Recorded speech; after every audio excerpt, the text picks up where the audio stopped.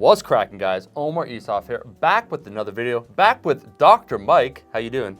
I've been better, but not by much. So us sitting together is not one of those ecstatic moments, is what you're saying. It's a moment of incredible serenity and near totalistic life accomplishment, but I wouldn't rank it up with ecstasy, especially of a sexual kind. Yeah. But if I play my cards right, A few minutes from now, a few hours from now, a few years, I'm willing years. to wait. Long game. For you, I wait.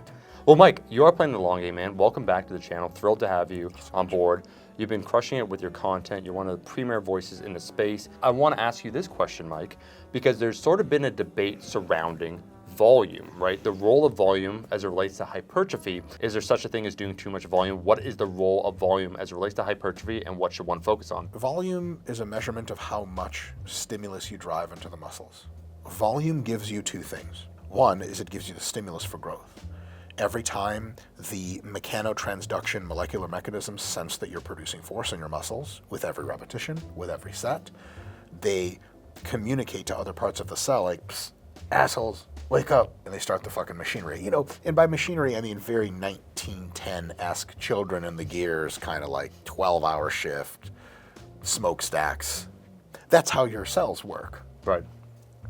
The children are in there 100%. It's a travesty every time you lift weights. Generally speaking, up to a certain point at which the signal has been completely saturated, the more sets you do, the more the signal says, stimulate the growth, put the growth gears into motion, begin the process. There's a certain amount of volume at which any more signaling doesn't even signal more growth because it's like message received. It's like, imagine if you're like flirting with a girl at school and she does something nice for you and you're like, I think she maybe likes me. After she sits you down and she's like, I'm in love with you, it's not anything more superlative she can do that will really prove it. What do you want? It's not that simple. What do you want? She sacrifices herself for you and you're like, holy shit. This is no topping that. So it's curious and important for us to find at which volume level we have fully driven hypertrophy. But that's not the only consideration. I said there were two. The other one is fatigue. Every single set you do causes a stimulus of muscle growth, but minuses out some fatigue. It adds fatigue to the system. He just gives always the time count. It's 5 minutes. Sorry, resume, Mike. Don't ever fucking interfere with my process of speaking. I'm a fucking grown man. You're a grown-ass human. Can we keep this in? Yeah. Like, jeez, Dr. Mike's a dick. There is not actually a cap to fatigue. Maximum fatigue is you die. Fatigue has an exponential relationship with volume. So what's going to end up happening is at some point for 10% more stimulus, 10% more muscle growth, you end up receiving, 6 times the fatigue. And so it becomes a thing of like, on paper, technically speaking, yes, 15 sets grows more muscle in one training session than 4 to 6 sets. But the fatigue is so insane that you would only be able to train like that for maybe 2 weeks and you would need a deload. Which, looking at it another way, is like, that means a third of your year you spend deloading. What the fuck are you doing? We don't want to go that high. And much before that, the ratio of stimulus to the ratio of fatigue incurred has to have some close to optimal balance. So you talked about, training hard, the proximity of failure. We're assuming that all sets are taking to around what when we discuss this? Anywhere between 3 and -1 RIR. Got it. Yeah. And -1 is when your bro grabs you. I mean, really grabs you. Everyone's waiting for that moment, And he's like, he gets into your ear and he's like, one more. Right. And you're like, for you, the world. Right. So then what are then some of your general guidelines for how you approach either various muscle groups or training throughout weeks? Like, what are these guidelines? On the bottom end, you start training 1 set of chest per session. Yep. 1 set Monday, 1 set Thursday. How do you know that you might be okay to stop the session? Somewhere between starting fresh and getting really pumped and really tired in the muscle, or so tired systemically that you're like, I don't want to be here and I can't physically curl this weight anymore, fuck that, I'm out, you're done. But that's the bottom end of minimum effective dose. The next question you have to ask is, what's the top end? Because a lot of us, we're here for the shit. Like, I want to be in the gym, I'll do as many sets as it takes to grow. Why not 20, why not 50? My best hypothesis as to where optimal volume is close is within any given frequency, the amount of volume in that last session that just the day before you train it again, you recovered your strength, and that same day you no longer had any more delayed onset muscle soreness. I do just enough volume to heal roughly just on time to be super strong for my next session and have no soreness and make an awesome productive next session. Because it doesn't fucking matter how much muscle you grow in one session. It matters that you get enough volume out of that session so you can't tell yourself a story later of, if I just worked harder, I would be more jacked. Well, if you just barely heal from soreness and strength, that's not a story that's accurate, because what else can you do? That is the basic philosophical foundation of how I treat volume. So to me, numbers are secondary to that entirely. This kind of heuristic model also incorporates genetic differences in individual variables. Like some people, they train biceps with 3 sets and they're sore for 3 days. Some people train biceps, like myself, with 8 sets and then nobody lost, nobody found, and I still have small arms. But because my biceps are so difficult to stimulate and they never have a problem recovering, I can actually do a lot more biceps work, and that's best for me. But if I try to copy Arnold's bicep program and he had genetically really responsive biceps, it might not be a good fit. So people that are copying Dorian Yates or Mike Mentzer, there's a very decent chance that both Dorian and Mike Mentzer had incredibly fast twitch muscles, which did not recover very quickly for a variety of genetic reasons. And for them, lower volume was exactly that ticket of just recover, just on time, just enough. If you look at the research studies on training volume, you'll get what are called non-responders. This is really creepy, so if you hear this, you might be one of these people. If you're a non-responder, this is technically a not so great term because it's all variable response, but if they statistically can't tell apart your muscle growth from 0 at the end of the study, that might mean you're just fucked. Like, you're just gonna have a Harry Potter physique the rest of your life, which dope. You just learn some magic and you're good. Get up in Hermione shit, whatever the fuck Harry did. I've never seen the movies. I assume it was an adult film. In reality, what's much more likely is you just need more of a stimulus. Yeah. So maybe instead of 2 sets, you need 4. Mike, all of that makes a ton of sense. So various body parts, is it once again an individual response, you'd say, or are there general heuristics we can follow for various muscle groups? We don't have enough data on enough varied groups of people to figure out what individual volumes are for muscles. This also is very highly dependent on exercise selection. So for example, like if you do 2 sets of stiff-legged deadlifts, you might not walk for a week. If you do 2 sets of leg curls with a partial range of motion, like you might walk right out of that session and feel like nothing ever happened. There seems to be a very big mismatch between local recovery and systemic recovery. Generally, on general numbers, roughly 4 to 8 sets per muscle per session a few times a week in a whole body context seems to be where the average person gets the most benefit.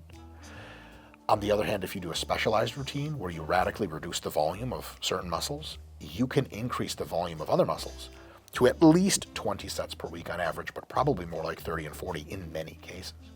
But again, someone's like, well, how do I know what's good for me and what's not? Start on the lower end of all of that.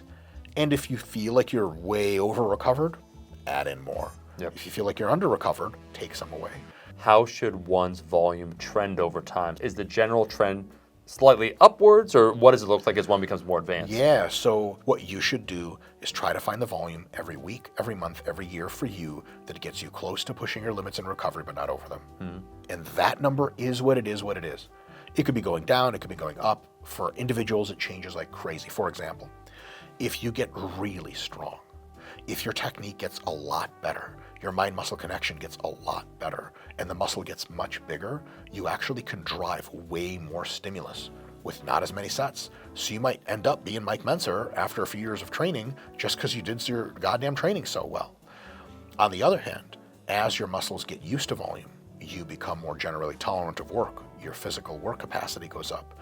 Your ability to be limited by your respiration and stuff goes down. You may be in a situation where now you need more volume and can benefit and recover from it. So it used to be able to just do 6 sets for quads as a beginner. Now you kind of need 8 sets because your quads are like, man, we don't grow like we used to. We need more of a concrete message. Generally, beginners have a very low volume, mostly because they just don't need to go any higher because they get growth off anything. Intermediates typically have very high volumes. Advanced people typically go through a phase where, because their mind-muscle connection and technique is improving and they're getting bigger and stronger, but they're quite used to lifting, they experience a flat line in volume requirements, and then the ultra-advanced can experience a dip in volume requirements because of the real escalation of like finding out what exercises work for you, really getting in touch with your body, perfecting your technique. And also for those folks, they're reaching limits where your age is interfering with that. After age 35, 40, 45, your recovery abilities are going to be a little bit lower than they used to be. So your systemic window shrinks a little bit. But that's where it's a good idea to open up your body into specialty routines. You take your legs and your back and your chest, you put them all at maintenance, which is actually a very small amount of volume. It's typically 1/3 or less of your maximum adaptive volume, which means like if you think it's 6 sets twice a week to gain at roughly very good rates, 2 sets twice a week is more than enough for almost everyone to completely maintain their muscular size. And it seems counterintuitive. You're like, get the fuck out. Like, yep, it's real talk. You take all that shit down to maintenance volume, and you take your biceps and your delts to like as high as they go until either your systemic fatigue caps you out or until they're just too sore, too tired to keep going. You may find that you get into the 20s, 30s, or 40 sets per week, and you will see consistent gains from that. Absolutely. Is there anything you want to say in closing? I think you did a phenomenal job. What do your calves look like, Omar? At the end of the day, nobody gives a shit. Right. That's why you don't train them. Thank you. It's interesting too when people compliment your calves. Like, I have decent calves. Like, dude, your calves. And I'm like, Jared Feather has like some of the biggest calves ever. And he's like, oh yeah, there they are. Just doesn't do anything for him. That journey with a lack of fulfillment, man. Yeah, and that's not even a journey because you always had them. You know, didn't even have to earn the shit. You at least didn't earn it through a not journey of not no fulfillment. work. Yeah. Sat myself out, got no results, feel nothing about it. Jared had it imbued upon him. Yeah. Doesn't feel anything. You worked for it, got it. Still feel nothing. So calves are Don't train your calves. meaningless. Thank you. Yeah. That's the video. And we're done. And we're done. People are like, I was really into that volume discussion, and they just cut it off with an anti-calf rant. Like, where can people find you? I would rather they didn't. They for their own good. Yeah. But if they want to learn more educational content, you have a fantastic YouTube channel. much. You're pumping out a lot of really great information. And I think you do a fantastic job of disseminating real information, evidence-based, practical experience, synthesizing it with a great personality. Like, thank you so much for being on the channel. If you liked the video, make sure to like the damn video, and I'll see all you guys, my rascals, in that next one. Peace. Yeah, I use PEDs. PEDs? I got the hook up. Introducing PEDs, Performance Enhancing Dino. Rascal Jants, aka jeans made for lifting.